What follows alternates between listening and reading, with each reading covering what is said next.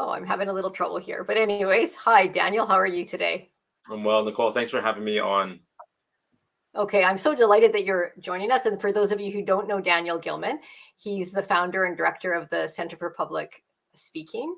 And today we're going to talk about I think, a tough topic, but one that really needs to be talked about is miscarriage and loss.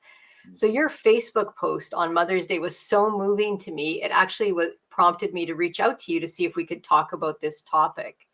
And you've been quite open about on your social media about the miscarriages and grief that you've experienced.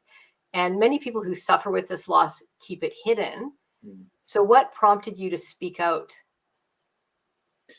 Yeah, to uncover why we spoke out, I have to back up about 8 years. So when my brother Josh announced very early in their pregnancy that they were pregnant, and we celebrated with him, but I was just so curious. I said, Josh, people usually wait a little bit longer, actually quite a bit longer than you and your wife. You just let the whole world know that you're pregnant within the moment you found out that you guys were pregnant.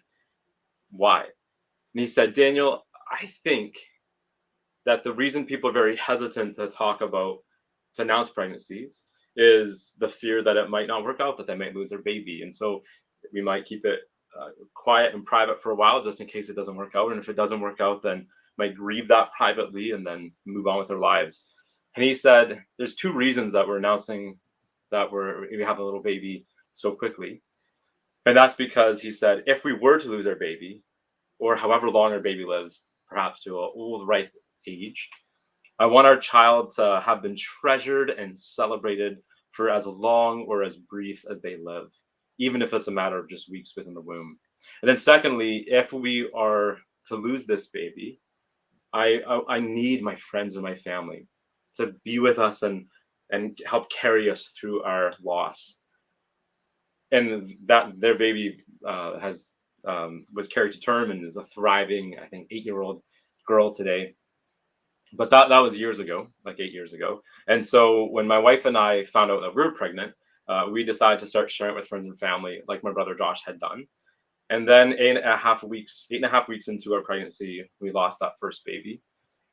And we really just appreciated the gift we had from my brother's example of being able to have shared in the joy and celebration of that little baby while we had the baby within the womb, and then being able to allow people to enter into our brokenness and pain.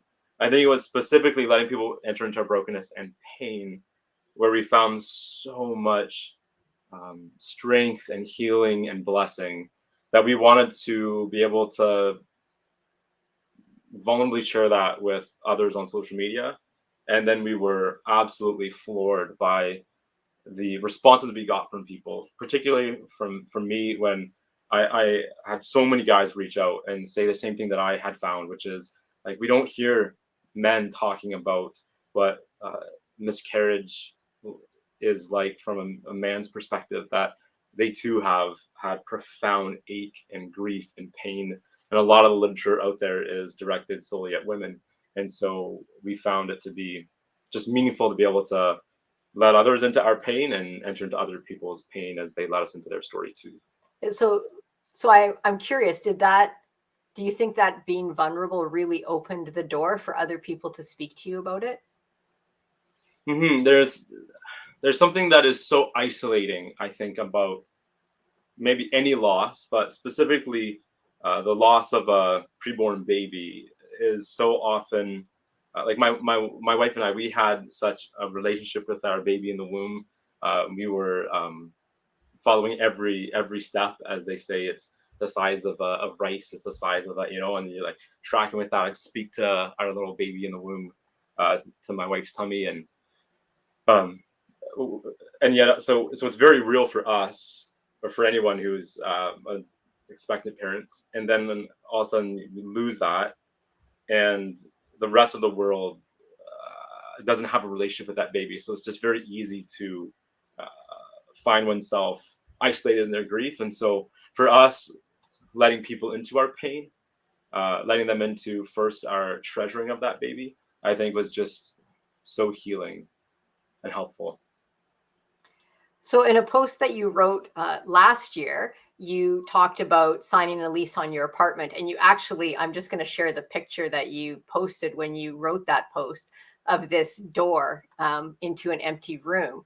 And then you talked about losing that baby and then having another pregnancy and losing that baby. Can you take me through what you were thinking and feeling when you wrote that post and kind of the things that led up to it? Sure. For anybody who recognizes this photo, this is clearly a stock photo. That's not a photo of our home, but um, yeah. So we lost a baby, our first child, in May 2020, and then we're surprised to find that we're pregnant a couple months later. We're so happy. There's something that felt so redemptive about that, and we signed a lease of. We were in a tiny little downtown Toronto apartment, and that lease had come to an end. And so instead of extending it, we found the perfect condo to raise a child. Downtown Toronto, the City Place neighborhood, for anybody who knows it, it's just perfect. And so we got this a fresh lease on a condo and moved into it, and it was though Toronto real estate, there was space for not just a one bedroom. There's space for a little baby room. So we got that, we signed the lease. We were going to share for a few months the condo with another couple, dear friends of ours, and so we moved into that place. They had moved into it first, so they had the master bedroom, and my wife and I were going to be in the baby room. And then after a few months, the other couple was going to move out, and we were going to welcome our baby into the world and into that bedroom. So we had signed the lease. The other couple moved in, and then a few weeks before we moved in, we had our second miscarriage. We moved into what was supposed to be the baby room, and I don't know. Every night I would just lie in bed, falling asleep, looking around the room and just picturing how we would have decorated it, what it was supposed to be. It was just, I don't know. It compounded the pain to be in that room that felt just all too empty. Um, yeah. Okay. Oh, sorry. I did not mean to flip to your wife. So we'll go back to her in a minute before we get there. And speaking about your wife, so you talked about people who supported you through that time, friends who reached out to both you and your wife. Can you tell me a little bit about what people said that was particularly helpful or unhelpful? Like what kind of interactions really helped you get through that time? Absolutely. And the way that I and my wife talk about this, we are profoundly extroverted. We love having people in our home, in our joy, and I guess also in our pain. So the way that I talk about this, what was helpful for me and for us, is probably very different for other people. Others who may be watching this, or perhaps you're a friend of someone going through miscarriage and loss of any kind. When we talk about the extrovertedness of the help we received, um, yeah, this is what worked for us, but not for everybody. Um, yeah, the day that we found out that we had lost our first baby, one of my best friends in the whole world, Alonzo, Julian, Paul, he and his wife contacted us and said, "Hey, if it's okay with you, we're gonna Uber Eats you guys some Thai food. We're gonna Uber Eats yourselves the same food." This was at the height of one of the heights of Toronto's lockdown, so we had been completely isolated from people in our tiny little Toronto apartment. At that time, so early in 2020, we were being very compliant with every single guideline. And so we hadn't seen anybody for a while, and also we're going through the loss of our baby. Felt like the world was crumbling, and our friends were also very isolated and following the guidelines. And so instead of, yeah, we couldn't have anyone in our home, but they said, we're going to Uber Eats you food. We're going to Uber Eats ourselves the same food, and we're just going to eat together. And I was so grateful that they didn't just Uber Eats us the food, like they didn't just provide us a meal, but they got themselves the same meal, and together we ate dinner. And just being able to verbally process with sharing, yeah, it was such a gift to us to be able to not be alone on that first evening. Yeah, that was such a gift. Something else, my colleagues, I was working for RZAM, Rabbi Zacharias International Ministries, and my colleagues there in the Canadian office and around the world were just magnificent at both giving us space and some time away from work, but also um, being present in our pain. And so the Canadian office made a montage of a montage speaking to Alexander and I just from their hearts as a little video for us. And one of my colleagues, Sarah Sardar, wrote a letter not to us but to her baby that she read, and it was just so meaningful. I thought that I'd read it here. It was. I'll just read it to you. So this was from Sarah Sardar that she shared with us for her baby. This was May 2020. She said, "Dear baby Gilman, from the moment your parents announced that you were going to exist, I had already fallen in love with you. There was never any doubt that you would have a whole village of people who adore you. We prayed for you. Your parents spoke over you with love and joy in the midst of fear and sadness. They heard your heartbeat, and we knew you had so much life in you. Even though we don't understand why all these things happen, you'll always have a place in our hearts. You are loved with an everlasting love, Sarah." And just the fact that she didn't just say to Alexander and I, like, "Hey, I love you guys and you mean the world to us," but she wrote it to her baby. There was something so meaningful and validating in that it wasn't just that we felt like we were seen and heard, but that our baby was seen and heard. That this wasn't a potential human being, but that this was a human being with so much potential that was loved and treasured and mourned and even missed.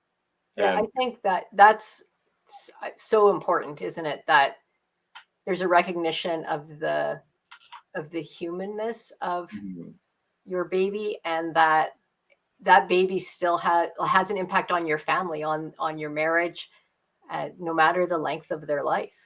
mhm, yeah, and some other stuff that was helpful, and I like again, there's just this, there's something hauntingly, achingly painful in the loss of a preborn baby. In that many of us never get to have a funeral or even a burial, or um, to have that tangible sense that this child who we knew and loved and yet never fully met is missing. And so I know that for other friends, they have sometimes friends have named their baby and done a type of burial service for them, whether they actually have the little body or not. People will like plant a tree in their backyard. A friend had been knitting this little baby sweater for us, and yet then we lost the baby, and I was so grateful that the friend ended up sending it to us anyways. And my wife was able to kind of turn this little baby sweater into a little, there's a better word than monument, but like a little memorial we have for our baby. And this, it just was so precious to us because, again, this was something tangible that was like for our baby that we could hold and remember our baby. Um, One of the things that so surprised me in the gift of this was the person who was knitting this for us wrote to us saying, "Hey, it might be the totally wrong thing. I fear I'm going to be offensive in sending this to you because that's so sad that you've lost your baby. But knowing I might be doing the wrong thing, I'm just going to write this letter to you anyways." And she wrote this beautiful letter to us and sent this. And that was for the first baby we lost. And then the second baby, my brother Josh had been in Vancouver where we lived as little kids. And as little kids, we loved to get each other trophies. We didn't get to participate in any organized sports because a lot of reasons, but we found this trophy shop as little boys. And so we get trophies that would just say like champion or like champion Josh from my brother. And so when they heard that we were pregnant with our second baby, they went and got this trophy for us. And then before they got to give it to us, we'd lost that second baby. And so Josh wrote this gorgeous letter to us and still gave us this trophy that said, "Best new parents, Daniel and Sasha 2020." And again, he hesitated to give this to us because he's just like, this, how do you give a trophy about being parents to a couple that has just lost two babies and doesn't, at that point, it looked like we may never be able to welcome a baby into our arms, um, according to doctors. And so in both cases, their willingness to say something, to give something, even if it was the wrong thing to say or give, was such an encouragement. And I found that other friends of ours who we absolutely treasured, uh, later would say like, hey, I was just so scared of saying the wrong thing. It's so easy to say the wrong thing that I just didn't say anything. And I completely relate. But I just want to encourage anybody who's friends of people going through grief that I think it's better to try to say something, even if it's the fumbling, stumbling, wrong words to say, than just to hold back and not say anything. Because that feeling of people recognizing your grief, I just think is so helpful. Wow. Those are beautiful stories. Thanks. There are some wrong things. Like one of my most tender and best friends, when they heard of our second miscarriage, and I adore this man. Like I love him, but his almost the first thing he said was, "Maybe God's calling you to and Alexander to adopt." And like adoption is so precious, and yet at that moment, like that was that stands out to me as one of the most like, what are you saying? Just like this is not time to put a positive silver lining. So I do feel that hesitation when I have friends going through loss right now. Having heard some very troubling things, I think it does give me that feeling of I'm afraid to what to comment on someone's Instagram post or Facebook post.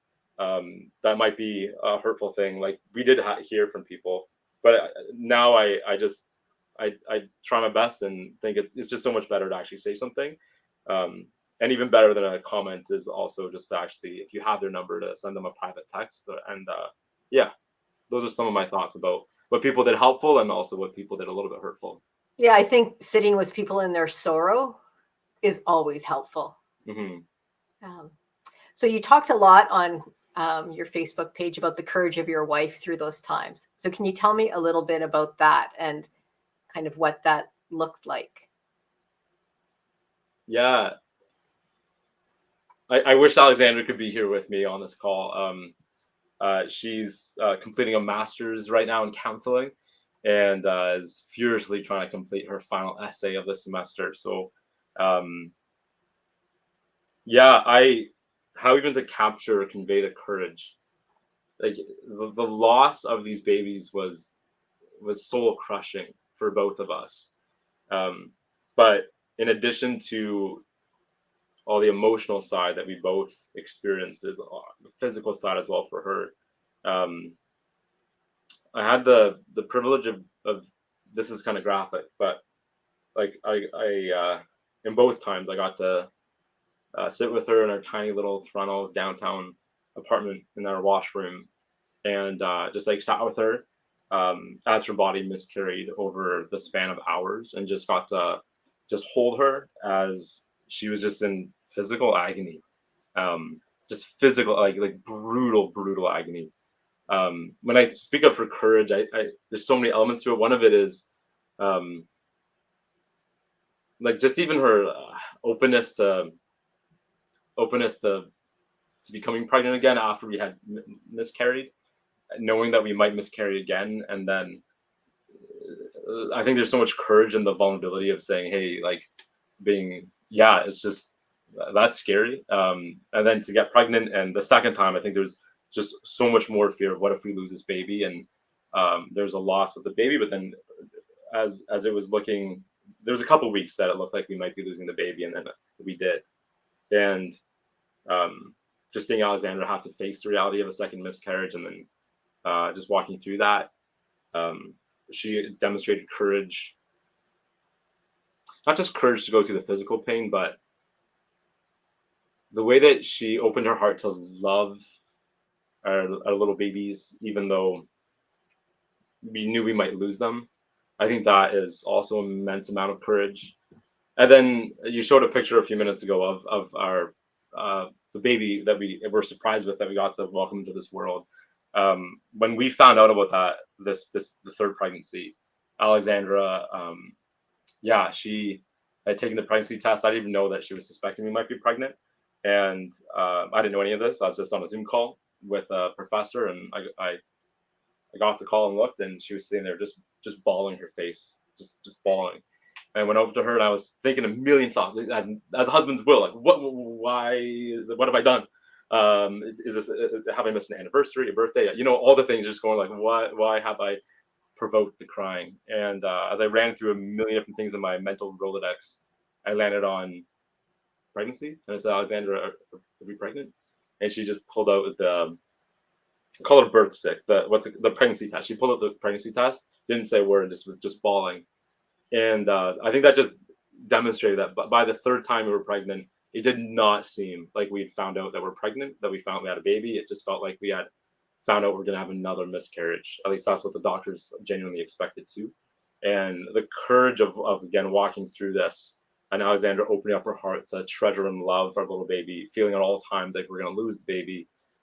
There's just some of the angles of the immense courage and love I've seen my wife demonstrate. Yeah, I think I don't think that's uncommon to feel really afraid after you've had those two experiences with the third one. And wow.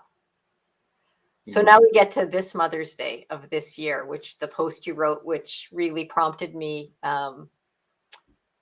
to reach out to you. And you talked about, I'm just going to read what you said because I think it's beautiful.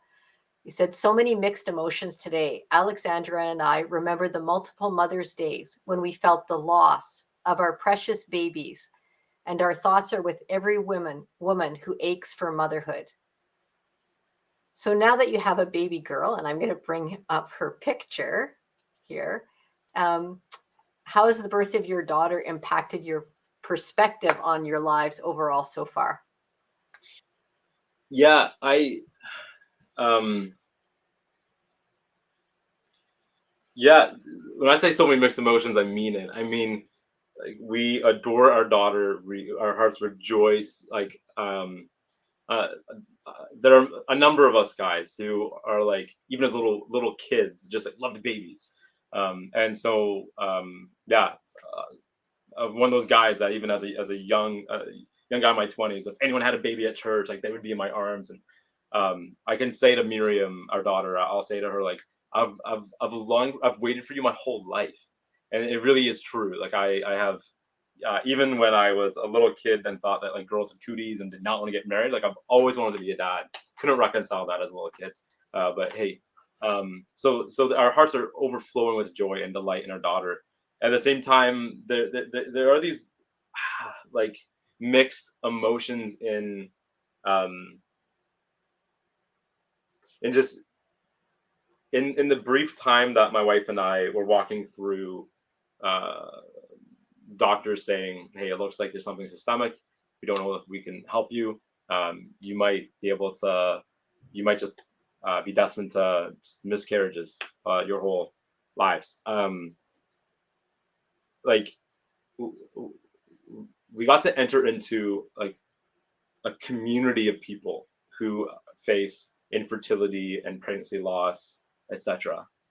And even like our beloved Toronto pastors were never able to conceive, and they had so beautifully led us into their pain, that all of a sudden when we found out, when it started looking like we're going to receive this baby into our arms, um, like our hearts are so still with everyone who hasn't experienced that miracle.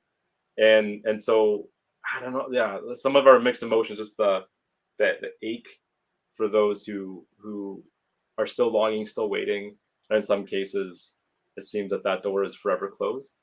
Yeah, does that answer your question? Yeah, for sure. I think babies and miscarriages, I mean, it's all the experience of your family. And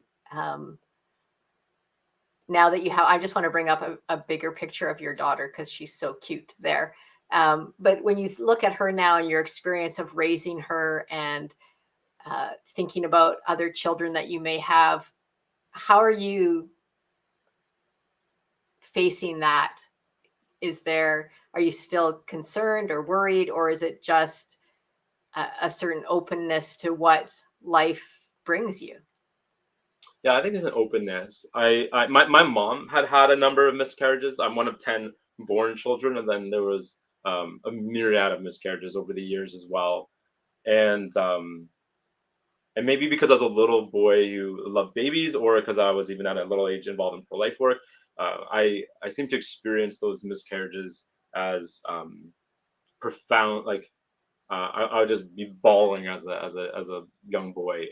Just I know it doesn't affect everyone that way, but like I would just be like with my mom, like just bawling and just saying like I love this kid and I miss them and I look forward to meeting them one day. And so because of that, even the first time we found out we're pregnant, I found myself already stealing my heart for, well, this might not work out. We might lose this baby. And I had just that week, same week, read C.S. Lewis's favorite author, George MacDonald, who wrote this fabulous little book, a fairy tale called The Light Princess. And it's about a princess who she always laughs, never cries, and sounds awesome at first, but it's plot spoiler. It's not very healthy. That the fact that she can't experience grief keeps her from fully entering into joy. And as I was lying awake at night, when I found out that we're pregnant that first night, my wife was asleep, and I'm just awake thinking about what if we lose this baby? And I thought, this is what The Light Princess by George MacDonald is all about. That in trying to protect my heart from experiencing grief and what if we like experiencing loss, I wasn't letting myself enter into the joy of the fact that we have this precious little baby. And so that night I tried to just say, you know what, it's more vulnerable to enter into the joy of this baby because then we're going to feel the loss more, but I'm entering into the joy and let go of, yeah. And then we did end up losing that baby. And I find the same applies to our 17-week-old baby now, is that like it's my wife and I talk about how we continue to have just such worry about all the things that might undermine and snuff out her well-being, and we continue to try to not live in that place of worry, but just fully be just treasuring her baby and cultivating her. So I think it's important to live in the moment with your children, because they do grow up and eventually they move out. And I always thought I was going to be, I always thought like I'm an adventurous, risk-taking, entrepreneurial, imaginative fellow. And so, especially being from a homeschool family where we're known a little bit for being afraid of a lot of things, I felt I'm going to be a dad that just lets my kids fail. I'm going to be like the founder of Spanx. She talks about online how her dad taught her that failure is a good thing. And when you fail, when you, so I thought it'd be this kind of dad. And then like we have this little Miriam, and I want to just wrap her in thick, the thick bubble wrap. They have a new type of bubble wrap that doesn't even pop, and so I just want to wrap her in that and keep her in a little box at home and just like not let anything get close to her. And I realize that is neither healthy nor good, but it's definitely how I feel. So, yeah, Nicole, you've been so gracious in asking me a lot of questions about our experience, and I'm honored in that. But yeah, you shared with me a few weeks ago. We were doing a group coaching course, and I asked you to share an impromptu speech in that course about the meaning of motherhood. And you beautifully shared about your own experience with miscarriage. And I just wondered if you might be able to share some of that as well. Sure. Yeah. After totally putting me on the spot that night. Yeah, I apologize. No, it's fine. So I think it's interesting because your miscarriages came at the beginning before you had children, and my miscarriages came after 7 live, like healthy children. And so I don't think I had the fear that comes from miscarriage that I might not be able to have children, but I certainly experienced the loss and the grieving. And we were living in another country, and my husband was deployed with the armed forces at the time. So I was all by myself in a foreign country. So that felt very lonely, and like I felt very vulnerable at that time, because I was, relying on a healthcare system that I wasn't familiar with, and going through all of that and being alone through that time. But I also found that loss like that, I think it can close you in, but it can also really open you out to others and to your spouse. And that miscarriage, and we named our little guy Michael, helped us become closer, really a lot closer as a couple. And so it was very so he really made a huge impact on our marriage, even though he only was alive for a little while. But we have a little Christmas tree that we pull out every year, and every baby has the year of their birth. They have the Hallmark whatever. Like ornament. That's right, the Hallmark ornament for that year, and it goes on the tree. And so we actually have a Hallmark ornament for 2005, which was the year that we lost him, or he would have been born that year. And so he's part of our family. He's part of our family culture. We talk about him, and it's very. It doesn't feel like a big hole. It feels like he's there and he's played his part, and it's very peaceful. Like, it feels very good that way. It doesn't feel like an aching loss.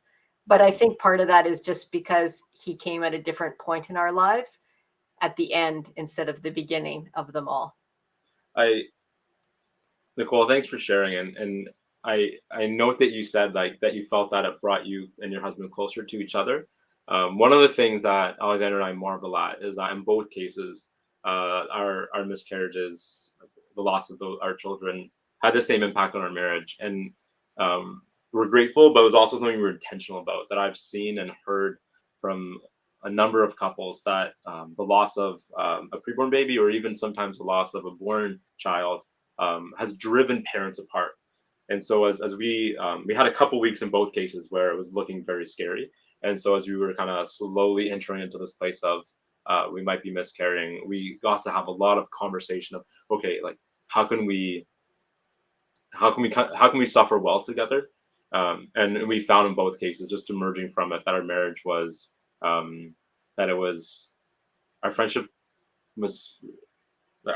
our romance, our love, like our entire marriage was just honestly deepened by getting to suffer together. And one of the things that again worked for us, might be different for others, is that we verbally processed all the different thoughts and feelings that we had. So yeah, I just remember saying to Alexander randomly a couple days after we had lost our first baby, saying, like I was so looking forward to introducing our baby to Narnia, just having a little baby child, like just cuddled up and reading bedtime books and Narnia and a million other Patricia Polacco and so many other amazing authors.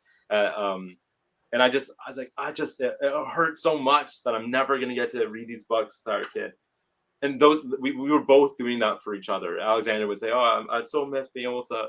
She would share what she was looking for, and that, I think, was just a lot. Yeah, it brought us together. Whereas I think I do think a lot of couples end up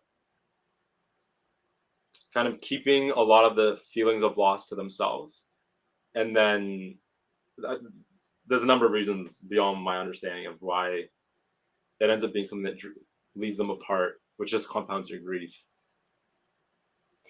Yeah, I think that people process their grief in different ways. And sometimes when you are grieving one way and your spouse is grieving another, you may not recognize their grief as grief and feel like they're not grieving, or they don't care, or they're not feeling what you're feeling. And I think that is where it becomes a problem. Mm-hmm. But if you can really open your heart to each other and also receive the grief of your spouse, Mm-hmm. Because sometimes that's really hard to see your spouse grieving and just sit with it and not try and fix it. I think that's really hard for a man. I think men like to fix everything that's wrong in their wives' lives all the time. And sometimes you just want them to sit with it, and maybe because we'd been married for so long and my husband was well used to me, he was able to just sit with my grief and not feel like he had to fix it. And it was really beautiful. I felt so treasured by him, which just made such a difference in going through that really hard time. Absolutely. Something that I was really blessed by was that my wife had arranged for a therapy session with a grief therapist, Arlene Veenstra. And I asked her if she would let me just sit in it, because I wondered if, well, I'm sure she'd be a better question asker than I am. So I thought, I really do want to hear and understand my wife's pain in this. So my wife let me sit in on the grief therapy session. And I actually loved Arlene so much. I ended up booking, we both had private grief sessions with her as well as some shared ones. And letting a professional into our situation and help us together walk through it was immensely helpful, um, which I would commend to anybody. Um, Yeah, I think I have to agree with you totally that having a therapist help you through tough times can make a huge difference. Um, we don't. a professional. Like Yeah. we also our pastor and his wife were spectacularly helpful as well. But like pastors are trained in a number of things, but they're not professional therapists, and so we both made use of the pastoral care, but also we found a professional therapist, and she was magnificently helpful. Well, thank you so much for sharing so openly with me today. This was really a moving conversation. And I want to thank you so much for being here today with me. Nicole, thanks so much for having me, and to everybody who entered into our pain and has allowed us to enter into their pain, and to others who might be going through this or other types of loss, and you feel isolated. I just want to say, yeah, t- your grief, your loss matters.